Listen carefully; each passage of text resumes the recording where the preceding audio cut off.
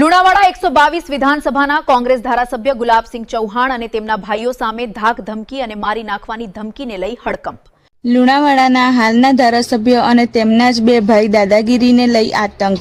લુણાવાડા 122 વિધાનસભાના કોંગ્રેસ ધારાસભ્ય ગુલાબસિંહ ચૌહાણ અને તેમના ભાઈઓ સામે ધાક ધમકી અને મારી નાખવાની ધમકીને લઈ હડકંપ। વિરણિયા ગ્રામજનો દ્વારા ધારાસભ્ય અને બે ભાઈ માથાભારે હોવાને લઈ ન્યાય માટે પહોંચ્યા જિલ્લા કલેક્ટર અને જિલ્લા પોલીસ વડા જોડે। લુણાવાડાના ધારાસભ્ય ગુલાબસિંહ ચૌહાણ અને તેમના ભાઈઓ વિરુદ્ધ વિરણિયા ગામના ગ્રામજનો દ્વારા અપાયું આવેદનપત્ર। હાલના કોંગ્રેસના ધારાસભ્ય ગુલાબસિંહ ચૌહાણ, ઉદયસિંહ ચૌહાણ અને ભારતસિંહ ચૌહાણ વિરુદ્ધ આવેદનપત્ર આપી કરી રજૂઆત।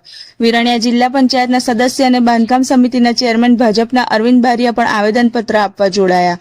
વિરણિયા ગામના લોકો દ્વારા આવેદનપત્ર આપી રજૂઆત કરવામાં આવી। ધારાસભ્ય ગુલાબસિંહના ભાઈ ભરતસિંહ ચૌહાણની હાર થવાથી ગુલાબસિંહ દ્વારા ટેલિફોનિક અને રૂબરૂ ધમકી આપતા હોવાનો આરોપ।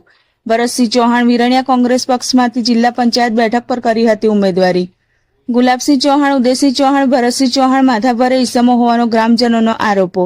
ભૂતકાળમાં પણ હુમલાઓ કરેલ હોવાનો અને ક્રૂર માનસિકતા ધરાવતા હોવાનો આરોપ। ભારતીય જનતા પાર્ટીની વિચારધારા ધરાવતા ગ્રામજનો સામે દમનગીરીને દાદાગીરી કરતા હોવાનો પણ આરોપ। વિરણિયા ગામના ગ્રામજનો અને ભારતીય જનતા પાર્ટીના કાર્યકરો દ્વારા ભેગા મળી રજૂઆત કરવામાં આવી। જિલ્લા કલેક્ટર અને જિલ્લા પોલીસ વડાને આવેદનપત્ર આપી યોગ્ય કાર્યવાહી કરવાની માંગ।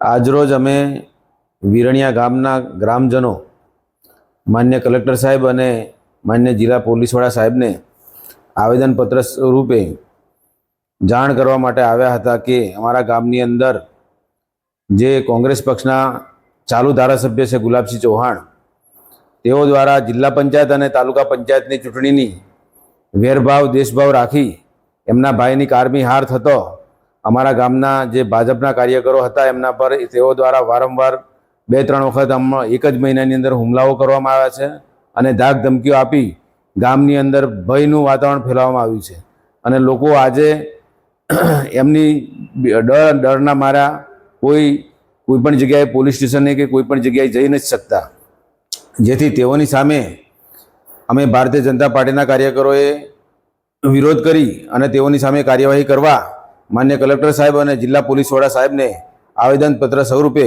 અમારી લાગણી અને માગણી પહોંચાડી છે।